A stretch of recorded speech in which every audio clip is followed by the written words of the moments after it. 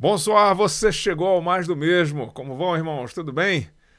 O que ou o quanto você sabe sobre a Páscoa, né? Se você pensou primeiro aí em coelhos e ovos de chocolate, essa semana foi feita especialmente para você, porque a gente vai falar um pouquinho sobre a Páscoa, mas na perspectiva do Novo Testamento.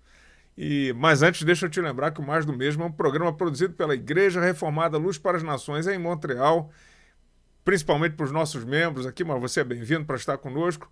E o programa tem como propósito principal falar mais da mesma Escritura, mais das mesmas doutrinas e mais do mesmo Cristo. O que a gente busca aqui é só, de novo, é novidade de vida. A gente está aqui de terça a quinta, sempre que possível ao vivo. Hoje está gravado o programa, 18 horas e 2 minutos no horário aqui de Montreal, 19 horas e 2 minutos no horário de Brasília. 18 e 2 para a gente se lembrar, pelo menos de terça a quinta, as palavras do salmista, no Salmo 18, versículo 2, que nos ensina que o Senhor é a minha rocha, a minha fortaleza e o meu libertador, o meu Deus, o meu rochedo em quem me refugio, o meu escudo, a força da minha salvação e minha torre de proteção. Verdade para ninguém botar defeito, e quem assiste o programa ao vivo está logado e participa do chat. Quando a gente está ao vivo, ganha aquele boa noite personalizado. Mas hoje vai ficar aquele abraço no final do programa com todo o coração aqui, que Deus te abençoe. E seguimos, né? Seguimos aqui. Enquanto eu gravo o programa, fazem 10 graus aqui em Montreal e vamos trabalhar, que é muito bom, vamos trabalhar. Bom, o tema dessa semana, na hora que eu gravei, a cartela não estava nem pronta ainda, depois a gente bota aí no thumb, mas é Jesus Cristo vive, né? Afinal de contas, estamos celebrando aí um sinal da redenção, né? Que é representado aí na Páscoa, né? Ela tem muito a nos ensinar. Então eu fico sempre muito feliz todas as vezes que eu posso compartilhar um pouquinho de teologia reformada por cima de tudo, né? E isso vai nos orientar aí para a nossa celebração da ceia do Senhor, né? Uma vez que a Páscoa já foi realizada. Então, como a gente está nessa semana que a gente chama de Semana Santa, né? E que nós comemoramos essa ressurreição, a ressurreição de Cristo, eu gostaria de compartilhar com vocês algumas pequenas considerações aí que eu julgo fundamentais para que a gente entenda e consiga fazer tanto a interpretação adequada quanto uma aplicação dessa celebração da Páscoa no Novo Testamento. Afinal de contas, o Cordeiro de Deus, né, que tira o pecado do mundo, já levou os pecados de todos aqueles que creem, se assim creem, né? Então, durante essa semana, a gente vai seguir mais ou menos essa estrutura aqui, que vai meio de improviso também, né? É ao vivo, mas não é engessado, né? Então, primeiro essa pequena introdução, depois a gente vai fazer uma proposta para seguir aí falando sobre a Páscoa, e em seguida a gente vai falar sobre um histórico da Páscoa, que começa hoje imediatamente, tá bom? E a gente vai seguindo até a aplicação aí para o Novo Testamento. Então eu queria fazer uma síntese daquilo que seria a correta celebração, a correta celebração da Páscoa, porque, como você vai ver, no Novo Testamento, a gente, na verdade, celebra a ceia do Senhor, né? Então, fazer essa pequena correção, porque alguns ainda não entenderam essa ponte, né? Então, deixa eu dar uma fundamentação para isso, e no final a gente vai estar concluindo aí, aplicando para os nossos dias. E se der tempo, eu espero que dê, a gente ainda consiga dar uma pequena explicação sobre como a Páscoa do sangue do Cordeiro, das ervas amargas, dos pães sem fermento, se tornou a Páscoa do coelho dos ovos de chocolate, né? E dos ovos de chocolate. Então, eu peço a oração de vocês para que eu consiga administrar bem o tempo aqui, as ideias, né? Fica muita coisa na cabeça, e para que a gente consiga falar disso tudo. Então, sigamos. Bom, a aplicação da Páscoa no Novo Testamento pode ser um pouquinho menos intuitiva do que parece, né? Então, acho que a complicação começa, por isso que eu já falei aqui, vai ser a terceira vez que eu falo, o fato de nós não celebrarmos, na verdade, a Páscoa, né? A gente celebra a ceia do Senhor. Mas para ajudar a entender como a Páscoa passou a se relacionar com o cristianismo, eu queria que a gente olhasse para o contexto bíblico, né? E a primeira coisa que a gente precisa ter em mente é que a Páscoa era uma festa anual do Antigo Testamento, que lembrava, né, que celebrava a libertação do povo de Israel da escravidão do Egito. Tudo começa lá, né, a gente vai ver esse termo empregado lá mesmo, e a gente vai dar uma relembrada hoje dessa história. No entanto, a Páscoa também, além de celebrar essa saída do povo do Egito, da escravidão, a libertação de Deus, ela também apontava para um cumprimento futuro, que seria a morte e a ressurreição do Cordeiro de Deus, né, que aponta diretamente nosso Senhor Jesus Cristo. Então, eu queria que você tivesse em mente que a Páscoa ela foi sim um evento histórico que deveria ser celebrado e foi celebrado, né? E a gente celebra também, mas de uma maneira já aplicada, que apontava para um cumprimento futuro, que já aconteceu. Por isso, para a gente não é mais a Páscoa, é a ceia do Senhor. Mas vamos lembrar um pouquinho mais, e amanhã eu vou falar mais sobre essa transição, né, da festividade. Eu queria que você, junto comigo, pudesse se lembrar aí da primeira Páscoa, né? Então, o texto bíblico nos lembra, eu estou fazendo aqui algumas paráfrases aqui em função do tempo, mas basicamente eu vou ler algumas passagens aqui para a gente que montam pelo menos alguns dos textos principais aí para a gente se lembrar dessa primeira Páscoa. O primeiro deles está lá em Êxodo, no capítulo 2, 23 a 25, né? Diz o texto: muito tempo depois morreu o rei do Egito, os filhos de Israel gemiam sob a escravidão e clamaram, e o seu clamor subiu a Deus. Deus ouviu o gemido deles e se lembrou da sua aliança com Abraão, com Isaque e com Jacó. Deus viu os filhos de Israel e atentou para a condição deles. A gente lembra que o povo chega como convidado de honra, né? Através de José, passa 30 anos lá e depois começa a ser escravizado. Aquelas alianças com José começam a ruir, passam-se gerações, né? Foram 400 anos e aquela aliança inicial fica esquecida. O povo cresce demais. Por medo deles se revoltarem, os governadores do Egito acabam os escravizando e os oprimindo de maneira tal que eles levantam esse clamor diante de Deus, pedindo misericórdia, e Deus se lembra dessa aliança.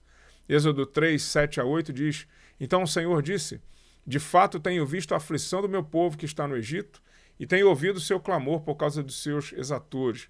Conheço o sofrimento do meu povo, por isso desci a fim de livrá-los das mãos dos egípcios e para fazê-los subir daquela terra a uma terra boa e ampla, terra que mana leite e mel. Então aquele propósito eterno de Deus que começa a se manifestar lá em Abraão, né, de maneira muito clara, na verdade começa a se manifestar com Adão e Eva, né, logo após a queda, mas esse plano redentor de Deus vai passando e Deus continua, Deus deixa o povo crescer ali no Egito como uma espécie de incubadora, na pressão, né, e o povo começa a se preparar para seguir o seu rumo, né, deixando o Egito e indo para a terra que Deus mostraria, né, que seria a própria terra de Canaã, como sabemos. Então, Êxodo 11, de 4 a 6, nos diz: Moisés disse, já avançando um pouquinho, né, assim diz o Senhor, né, por volta da meia-noite passarei pelo meio do Egito e todos os primogênitos da terra do Egito morrerão, desde o primogênito de Faraó, que se assenta no seu trono, até o primogênito da serva que trabalha no moinho, e todos os primogênitos dos animais. Haverá grande clamor em toda a terra do Egito, como nunca houve e nem jamais haverá. Então a gente passa lá para praticamente o anúncio da última praga, né? Aquela que vai de fato pegar o Faraó de jeito. O Faraó teve o coração endurecido, né? E a gente conhece um pouco a história, não estou contando nenhuma novidade para vocês, eu só estou resgatando alguns textos aqui fundamentais. Êxodo 12, 12 a 14, mais uma instrução: naquela noite passarei pela terra do Egito, matarei todos os primogênitos na terra do Egito, tanto das pessoas quanto dos animais, executarei juízo sobre todos os deuses do Egito. Eu sou o Senhor, o sangue será um sinal para indicar as casas em que vocês se encontram. Quando eu vir o sangue, passarei por vocês, e não haverá entre vocês praga destruidora quando eu ferir a terra do Egito. Este dia será para vocês um memorial, olha aí, instituição, né? E vocês o celebrarão como festa ao Senhor. Geração após geração, vocês devem celebrá-lo como estatuto perpétuo. É lógico que entre as pragas e entre a saída, né, a gente vê que o povo deveria fazer um ritual, que era sacrificar um cordeiro, comer junto, caso o cordeiro fosse muito para uma família só, né, com 2 famílias ali para poder dividir aquele alimento. Deveriam comer apressadamente, né, vestidos para a viagem. A gente pode falar numa linguagem de hoje. Então, assim, Deus instituiu a primeira Páscoa. Ele passaria, o anjo da morte passaria por sobre as casas, aplicando o juízo, mas aqueles que tivessem o sangue daquele sacrifício sobre as suas portas, né, aspergido sobre os umbrais da porta, seriam livres ali da morte, conforme o Senhor cumprir. Então, em resumo aí desses textos, né, tentando fazer mais uma ligação, a primeira Páscoa tem o seu pano de fundo naquela opressão que os israelitas viviam no Egito. Então, eles estavam clamando por libertação da escravidão. Deus ouviu o seu clamor, levantou Moisés como libertador, revelando-lhe que havia descido para livrar o povo das mãos dos egípcios e conduzi-lo, o povo, a uma terra boa e ampla, conforme lemos. Então, para demonstrar seu poder e julgar o Egito, Deus enviou uma série de 10 pragas sobre a terra, ou 10 sinais, 10 maravilhas. Hoje eu prefiro esse termo até, mas que o outro é mais popular, a gente pode ficar com ele ainda, sendo a última delas a morte dos primogênitos, conforme lemos. Então, dessa vez, todos os primogênitos, os filhos mais velhos, quer dizer, primogênito, morreriam tanto das pessoas quanto dos animais. E aí Moisés vai falar ao faraó, a gente se lembra, não? Mas o faraó não deu muita moral para ele, não. Então Moisés volta ao povo hebreu, passa aquela série de instruções. O povo deveria se preparar para sair apressadamente do Egito. As pessoas deveriam fazer pães sem fermento, deveriam comer apressadamente, com sandálias e cinto amarrado na cintura, deveriam comer um cordeiro naquela madrugada, não deixando nada para o dia seguinte. Nenhuma parte do cordeiro deveria ser desperdiçada. Instruções do texto bíblico que eu estou aqui resumindo para a gente. Ou melhor, destacando, fazendo highlights, né, aqui. Então eles deveriam comer tudo isso com ervas amargas para lembrar do tempo da escravidão. Então a Páscoa doce dos dias atuais, ela pouco lembra, nem no paladar ela lembra a primeira Páscoa, né? Porque era para se lembrar de um tempo difícil e da nossa libertação, da libertação do povo. É porque eu já estou fazendo aqui a aplicação na minha cabeça. Então, além da preparação da comida, os judeus também precisavam tomar um cuidado especial. Eles tinham que comer o cordeiro, mas o sangue do cordeiro devia ser passado ali nos umbrais da porta, tanto nos lados quanto na parte de cima. Tudo isso para que o primogênito daquela casa não morresse quando o anjo do Senhor passasse. A família protegida pelo sangue do cordeiro ia viver com tranquilidade e iniciar sua grande caminhada, que é o que chamamos definitivamente de Êxodo, que dá nome ao livro também. Então, toda essa preparação, toda essa festa, todo esse ritual, todo esse conjunto de coisas, as ervas amargas, os pães sem fermento, não podia ter fermento na casa, tudo isso foi chamado de Páscoa, que significa passagem, né? Páscoa é isso. E em hebraico, me perdoem a pronúncia, é alguma coisa do tipo Pessar. Então, assim acontece a primeira Páscoa. E como hoje a ideia é falar desse resgate histórico, né? Naquela noite o anjo passou e, como prometido, os filhos mais velhos dos egípcios, tanto dos animais quanto dos homens, quem não tinha o sangue nas portas, morreu. Né? Morreram, os filhos morreram. No entanto, também, e graças a Deus, assim como o próprio Senhor prometeu, os filhos dos hebreus e também daqueles que creram naquele papo todo, talvez por imitação, eu não sei, passaram o sangue nas portas, todos os que passaram o sangue nas portas, assim como seus animais, foram poupados. Então o faraó, quando viu aquela calamidade acontecendo, aquela tragédia acontecendo, ele finalmente cede, né? E quando vê principalmente que o seu filho tinha morrido. E houve grande choro, como lemos aqui, uma extrema tristeza na terra do Egito. E eles perceberam, os egípcios perceberam que não seria bom para eles se os hebreus continuassem por lá, e eles começam a expulsar os hebreus. Então não foi exatamente uma fuga, né? Foi um sai daqui, pelo amor de Deus. E o povo saiu com pressa, mas antes, os egípcios talvez, porque o Senhor deu graça, né, diz o texto, mas os egípcios, vai embora. Eles começaram a pedir, né, joias, riquezas para os egípcios, e os egípcios deram para os hebreus. E o pessoal fala, foi um calote? Eu falei, não, foram 400 anos de salário ali, parcialmente compensados, né? Então, foi um despojo que Deus deu da terra do Egito, então Israel sai dali com algumas posses. Os hebreus, né, ainda. Então, eles saem da terra do Egito, sai gente junto com eles também, né, nesse ritual ali de passagem. Quem creu no sangue foi liberto, né, mais ou menos o que acontece com a gente hoje na nossa história. Quem crê no sangue de Cristo é liberto da morte, vai para uma terra onde o Senhor ainda está preparando para nós, né?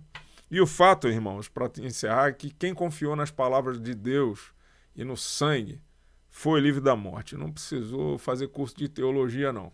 Quem confiou nas palavras do Senhor foi livre da morte. E talvez, né, tivessem percebido que era melhor estar do lado do povo de Deus do que estar contra ele. Isso é uma lição clara ali. E o Senhor julga o Egito daquela maneira. Então, e não é da mesma maneira, né, que a gente tem confiado em Deus. A gente só crê que o sangue de Cristo é poderoso o suficiente para nos livrar da morte, né? A gente crê, e pelo menos eu espero que você também creia, senão está aí uma ótima oportunidade para você aprender sobre isso. Crer que o sangue de Cristo, do Filho de Cristo aspergido sobre as nossas vidas, nos livra da morte eterna, né? Por isso a gente não precisa temer. Se a gente crê no sangue, a gente não precisa temer o juízo final, né? Isso não é zelo, é falta de entendimento. A gente crê no poder do sangue e o Senhor cumpre a sua palavra. Então, e nós só podemos esperar dessa maneira, porque a Páscoa, né? A Páscoa foi realizada em Cristo. Aquele evento futuro que o passado apontava foi realizado em Cristo. E a gente vai continuar a falar dessa passagem e dessa aplicação no Novo Testamento a partir de amanhã, se Deus assim permitir. Já está tudo no esqueminha aqui, já está até escrito para a gente trabalhar isso junto e quem sabe alguma coisa vai ficar um pouco mais clara para você. E eu queria terminar esse programa glorificando a Deus, né, pela eficácia do sangue do Cordeiro. Então, às vezes acusam os protestantes de serem arrogantes, porque eles creem que não perderão a sua salvação, mas em resposta a isso eu gostaria de lembrar que nós não confiamos nos nossos méritos, mas nas palavras de Deus e no poder do sangue. Quando o Senhor vier julgar os vivos e os mortos, quem tiver o sangue do Cordeiro será livre da morte eterna. Então confie nessa promessa, humilhe-se, né, diante de Deus, porque Ele cumpre sempre as suas promessas. Amém? E assim a gente inicia mais uma semana, mais um tema. Naquilo que eu acertei, a glória é de Deus. Naquilo que eu errei, a glória é minha mesmo, como você já sabe. Amanhã a gente vai continuar falando sobre a Páscoa no Novo Testamento, se Deus assim permitir. E a você que chegou até aqui, na verdade hoje para todos, né? Fica um abraço apertado da nossa igreja. Que Deus te abençoe. A bientôt, à la prochaine, au revoir. Até mais, irmãos. Até amanhã, ao vivo, se Deus assim permitir. Paz.